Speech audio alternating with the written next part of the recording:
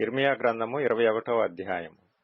రాజైన సిద్కియా మల్కీయా కుమారుడైన పషూరును యాజకుడగు మయసేయా కుమారుడైన జెఫన్యాను పిలిపించి, బబులోను రాజైన నెబుకద్రెజరు మన మీద యుద్ధము చేయుచున్నాడు. అతడు మన నుండి వెళ్లిపోవునట్లు యెహోవా తన అద్భుత కార్యములన్నిటినీ చూపి మనకు తోడైయుండునో లేదో దయచేసి మా నిమిత్తము యెహోవా చేత నీవు విచారించుమని చెప్పుటకు ఇర్మియా యొద్దకు వారిని పంపగా, యెహోవా యొద్ద నుండి ఇర్మియాకు ప్రత్యక్షమైన వాక్కు. ఇర్మియా వారితో ఇట్లనెను, మీరు సిద్కియాతో ఈ మాట చెప్పుడి.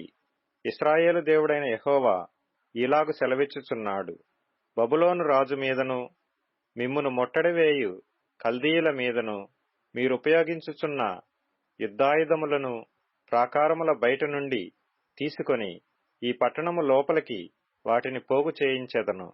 కోపమును రౌద్రమును అత్యుగ్రతయు కలిగిన వాడనై బాహుబలముతోనూ చాచిన చేతితోనూ నేనే మీతో యుద్ధము చేసెదను.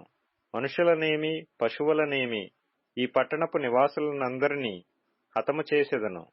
గొప్ప తెగులు చేత వారు చచ్చెదరు. అటు తరువాత నేను యూదాదేశపు రాజైన సిద్కియాను అతని ఉద్యోగస్తులను తెగులును ఖడ్గమును క్షామమును తప్పించుకొని శేషించిన ప్రజలను బబులోను రాజైన నెబుకద్రెజరు చేతికి, వారి ప్రాణములను తీయజూచు వారి శత్రువుల చేతికి అప్పగించెదను.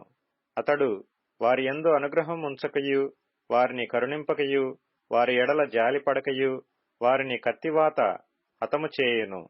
ఈ ప్రజలతో నీవిట్లనుము, యెహోవా సెలవిచ్చినదేమనగా, జీవమార్గమును మరణ మార్గమును నేను మీ ఎదుట పెట్టుచున్నాను.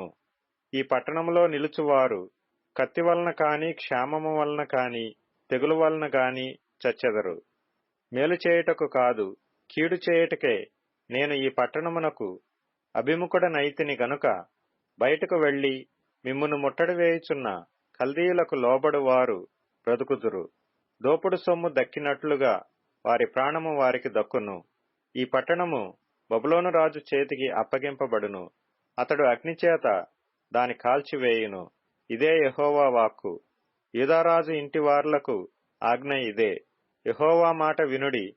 దావీదు వంశస్థులారా, యెహోవా ఇలాగు సెలవిచ్చుచున్నాడు, అనుదినము న్యాయముగా తీర్పు తీర్చుడి.